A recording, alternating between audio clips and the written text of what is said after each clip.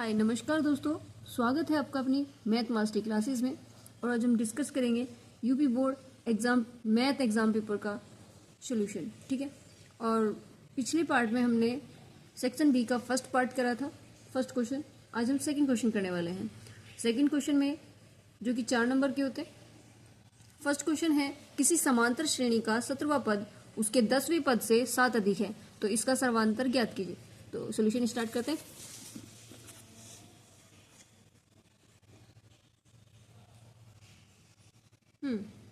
तो हमें दिया है कि इस समांतर श्रेणी का 17वां पद उसके 10वें पद से क्या है, 7 अधिक है।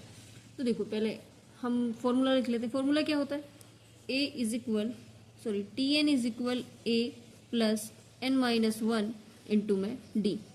बस यही फॉर्मूला पुट करना है। एन क्या होता है, पद होता है। तो यहाँ लिखेंगे हम टी 17 है तो एन की जगह 17 होगा, और ये लिख देंगे ए प्लस एन माइनस 1 इंटू में डी। इधर भी ऐसे लिखेंगे ए प्लस एन माइनस 1 इंटू में डी और प्लस के 7। देखो ए से ए कट जाएगा, एन किसके बराबर होगा, 17 के। 17 माइनस 1 इंटू में डी इज इक्वल, यहाँ पर 10 माइनस 1 इंटू में डी प्लस में 7। ठीक है, 17 में से 1 गए, बच्चा 16d इज इक्वल 9d और प्लस के 7। ठीक है, अब d वाले एक तरफ कर देंगे, 16d माइनस के 9d इज इक्वल 7। 16 से 9 जाएंगे, कितना बचा, 7d 7। तो d बराबर क्या आ गया, 7/7, और 7 से 7 कट गया तो क्या आया, d बराबर आ गया हमारा 1। ठीक है, क्लियर। अब उसके बाद आते हैं हमारा क्वेश्चन नंबर 6, सेकंड का सेकंड पार्ट। इसमें कहा है, दो क्रमागत धनात्मक पूर्णांक ज्ञात कीजिए जिनके वर्गों का योगफल 365 हो। ठीक है, तो ये भी करते हैं स्टार्ट। तो माना ख पार्ट, माना दो क्रमागत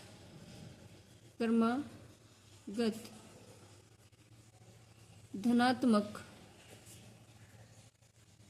पूर्णांक क्या होंगे, x और x प्लस 2 होंगे। ठीक है,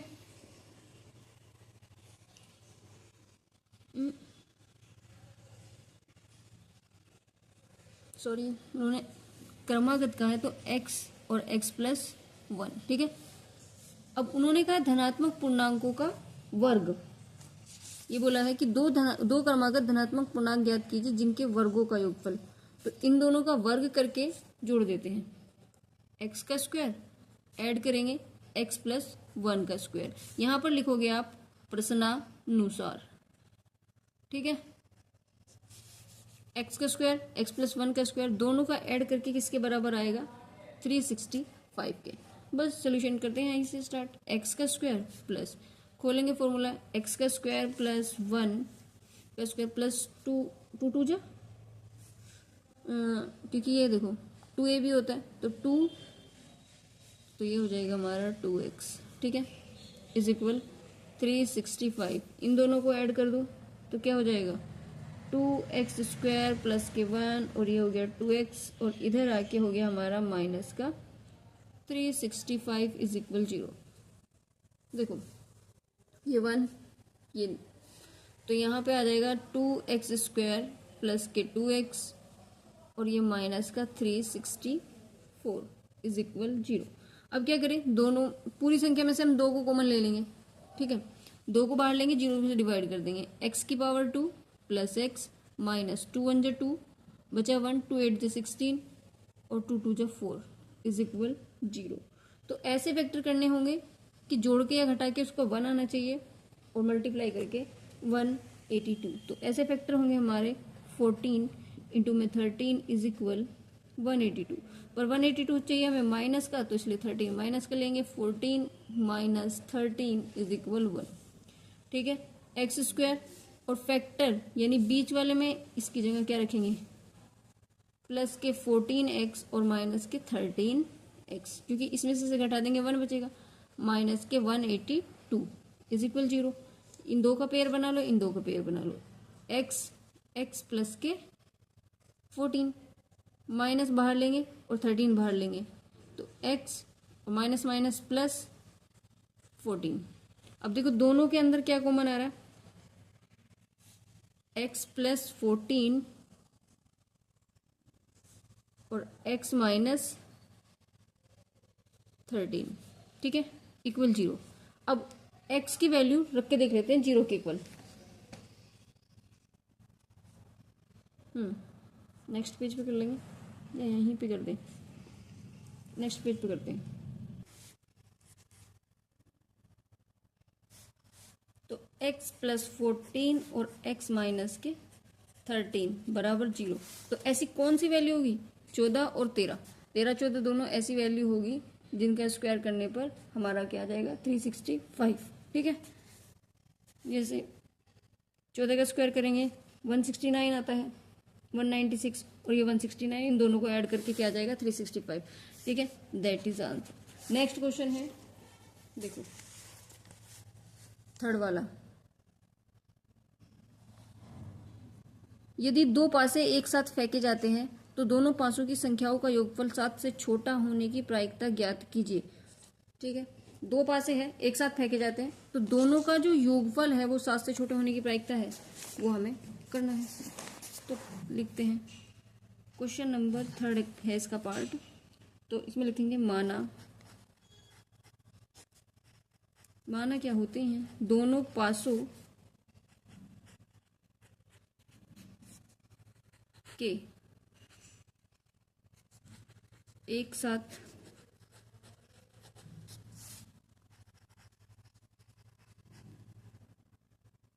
फेंकने पर कुल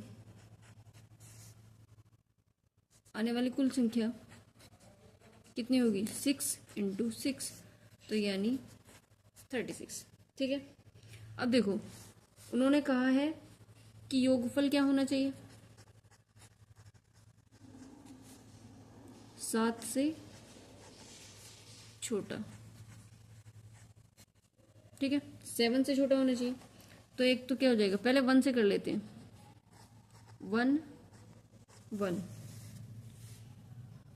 2 से करो, 1 2 और 2 1, 3 से करेंगे, जब हम 3 से करेंगे तो पहले 1 3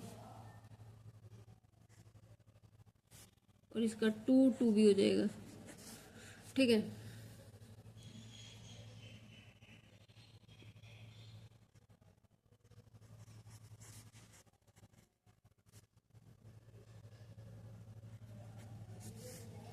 योगफल 7 से छोटा ही होना चाहिए ना, 2 3 3 2,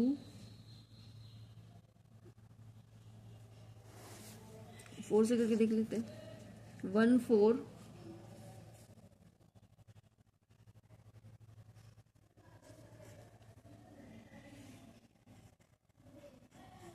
4 1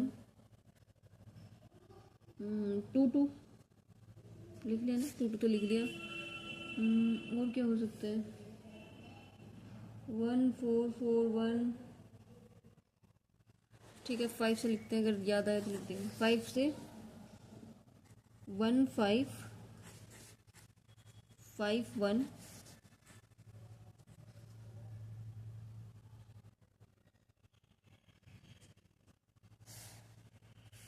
6 से कर दो,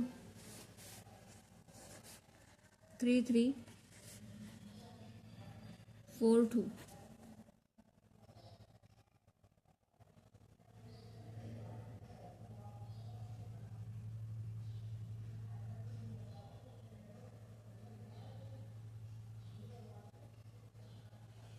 ठीक है। 1 2 3 4 5 6 7 8 9 10 11 12 13। अभी देखते हैं और भी बनेंगे क्या, 1 1 1 2 2 1 2 2 1 3, ओ 3 1 भी तो बन जाएगा ना, 3 1, ठीक है। फिर हमारा बन जाएगा 1 4 4 1, यानी 5 और 2 3 हमने ऊपर ही ले लिया, 5 का 3 ऐड आना था ना,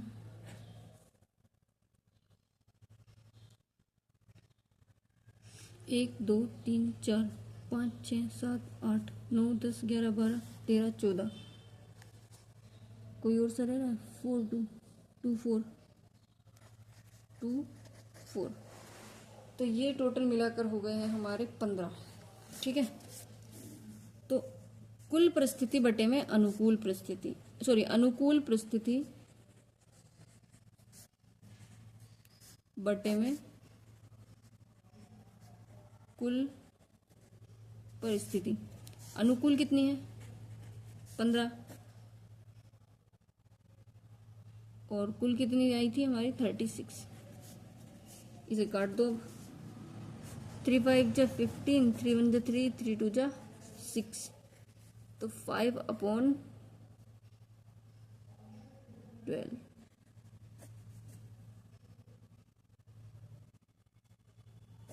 दैट इज आंसर। ठीक है, ये हो जाएगा 5/12 इज आंसर। अब नेक्स्ट क्वेश्चन करते हैं। नेक्स्ट क्वेश्चन देखो क्या है। नेक्स्ट क्वेश्चन है हमारा 4th। चित्र में केंद्र का कोण BOC 110, AB और तथा AC की वर्त की स्पर्श रेखाएं हैं। ट्रायंगल OAB का मान ज्ञात कीजिए। तो करते हैं स्टार्ट। देखो भाई, हमको दिया है AOB 110 और पूछा हमसे क्या गया है, तो लिख लेते हैं। दिया है BOC, एंगल BOC है 110 डिग्री के बराबर, और एंगल OAB का हमसे मान पूछा गया। तो इसमें हम क्या करेंगे, AB और AC दो स्पर्श रेखाएं, AC दो स्पर्श रेखा खींची गई है। ठीक है, तो इसमें हम क्या लिखेंगे, जो एंगल A है लिख सकते हैं angle A plus angle BOC। Angle A और एंगल, ये वाला एंगल और BOC बराबर किसके होगा? 360 डिग्री के, 360 डिग्री का होगा ना पूरा पूरा ये। तो ये हाफ होता है, ये भी हाफ होता है। तो फिर उसके बाद हमने लिखा एंगल A बराबर किसके होगा? एंगल A बराबर होगा angle BOA plus angle COA के। ये वाला एंगल बराबर किसके होगा? इस एंगल A के। ठीक है, इक्वेशन नंबर फर्स्ट। तो यहां से हम लिखेंगे एंगल BOA इक्वल किसके होगा? एंगल COA, क्योंकि दोनों क्या है? 90 डिग्री है।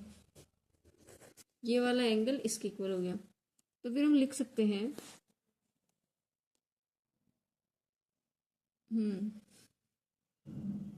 यहाँ पर ये वैल्यू पुट कर देंगे, एंगल A बराबर एंगल BOA प्लस COA की जगह क्या लिख देंगे? Angle BOA। तो एंगल A इक्वल किसके हो जाएगा? 2 एंगल BOA के। ठीक है, फिर हम इस वाले में लिख देंगे angle A plus angle BOC बराबर किसके है? 360 डिग्री। एंगल A किसके बराबर हो गया? एंगल A प्लस BOC की वैल्यू क्या है? 110 डिग्री बराबर 360 डिग्री, और एंगल A बराबर हो गया 360 degree minus 110 degree. Angle A की वैल्यू क्या आ गई हमारी? इसको घटा देंगे तो देखो 0 से 0, 6 से 1 गया 5, और 3 से 1 गया 2। पूरे एंगल A की वैल्यू क्या आई हमारी? 250। पर हमें किसकी निकालनी? हाफ एंगल A की। Half angle A is equal 250 upon में 2, यानी हाफ एंगल ए बराबर कितना हो जाएगा, 2 1 जो 2 2 2 जो 4, यानी हाफ एंगल ए की वैल्यू क्या आ गई 125 डिग्री। ठीक है, अब क्या निकाल, देखो हमने इसकी हाफ एंगल ए की वैल्यू निकाल ली। एक वर्त के परिगत एक चतुर्भुज ए बी सी डी खींचा गया है, तो सिद्ध कीजिए कि A B plus C D बराबर होगा A D plus B C के। ठीक है, तो निकालते हैं। तो उन्होंने कहा एक वर्त के परिगत एक चतुर्भुज खींचा गया है, ठीक है, ए बी सी डी, तो हमें सिद्ध करना है कि A B plus C D बराबर होंगे A B plus B C के। ठीक है, तो हम क्या लिख सकते हैं, यानी ये ए बी बराबर किसके होगा,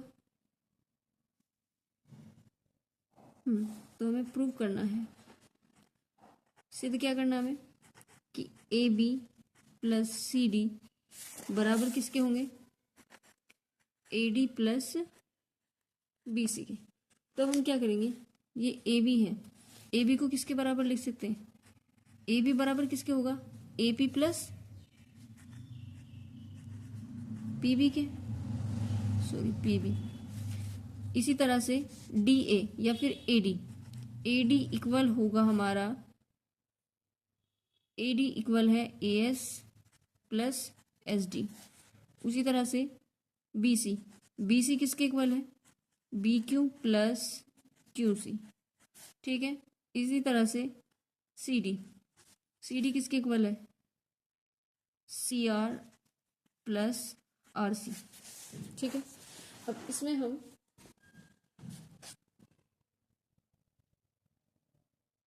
करते हैं क्या, लेफ्ट हैंड साइड ले लेते हैं, A B plus C D, A B की वैल्यू इसमें पुट कर देंगे, A P plus P B plus C D की वैल्यू क्या थी, C R plus R C. में हम प्रॉपर्टी ऑफ टेंजेंट का यूज करते हैं, प्रॉपर्टी ऑफ टेंजेंट। ठीक है, तो इसमें ए कॉर्नर पर होने की वजह से ए पी बराबर किसके होगा, ए पी बराबर होगा ए एस के। ठीक है, ऐसी बी कॉर्नर पर होने की वजह से पी बी बराबर किसके होगा, बी क्यू के। ठीक है, इसी तरह से सी कॉर्नर पर होने की वजह से सी क्यू बराबर होगा सी आर के, और डी कॉर्नर पर होने की वजह से डी आर बराबर होगा डी एस के। तो यहाँ पर हम वैल्यू पुट कर देते हैं, ए पी किसके बराबर है, ए एस के, पी बी किसके बराबर है, बी क्यू के, और सी आर ऐसे ही रहते हैं।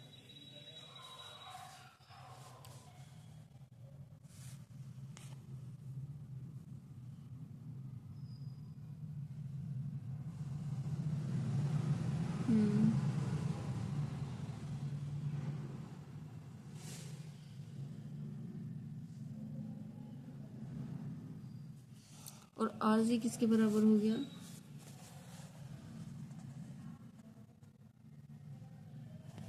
सॉरी सी आर अपो प्लस आर डी के होगा, और सी आर डी, और डी आर किसके बराबर हो गया, आर एस के।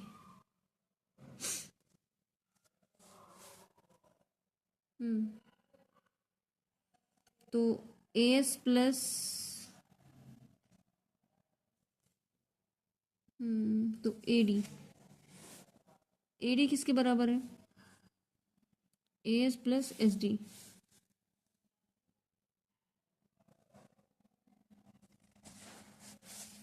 ये डी एस, सॉरी ये डी आर है ना, तो ये हो गया हमारा डी एस।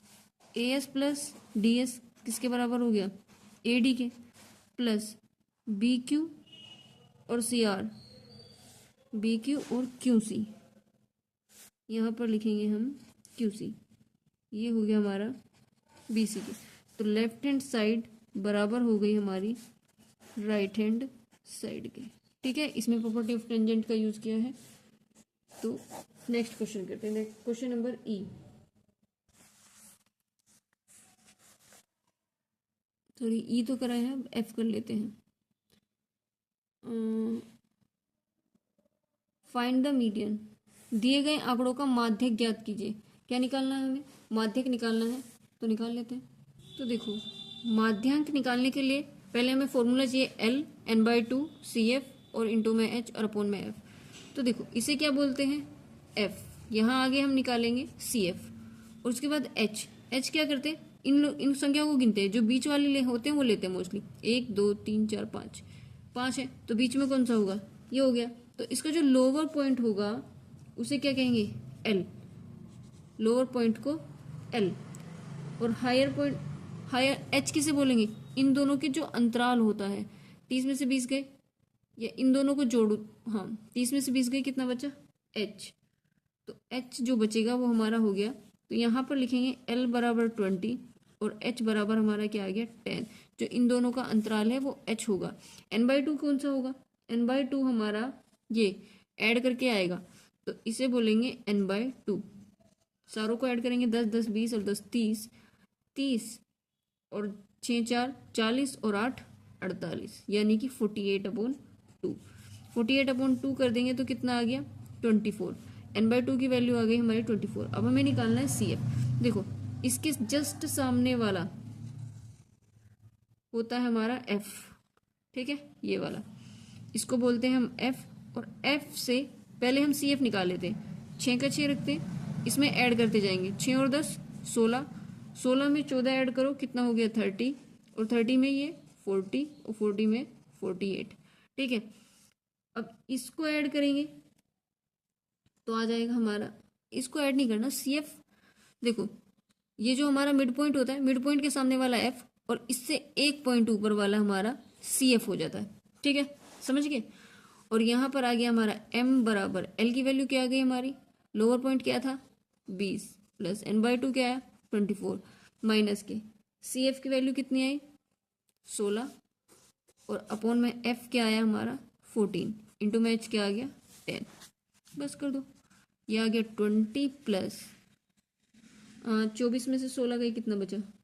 8 और नीचे बचा हमारा 14 और इंटू है 10।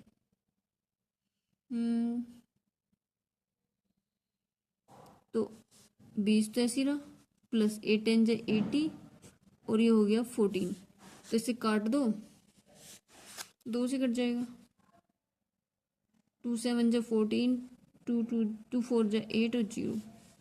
फिर से 7 से 40 को काट दो, 7 7 7 7 7 21 7 35 7 5 35 42। तो 7 5 35, बचा 5 और 0 लग जाएगी, 7 49, बचेगा 1, फिर 7 एकम 7, मतलब इतना छोड़ सकते हैं हम। तो 20 प्लस 5.71, तो इसको ऐड करके आ जाएगा हमारा 25.71। तो नेक्स्ट क्वेश्चन यानी खंड ब का थर्ड क्वेश्चन हम अगली वीडियो में करते हैं। ठीक है, थैंक यू सो मच।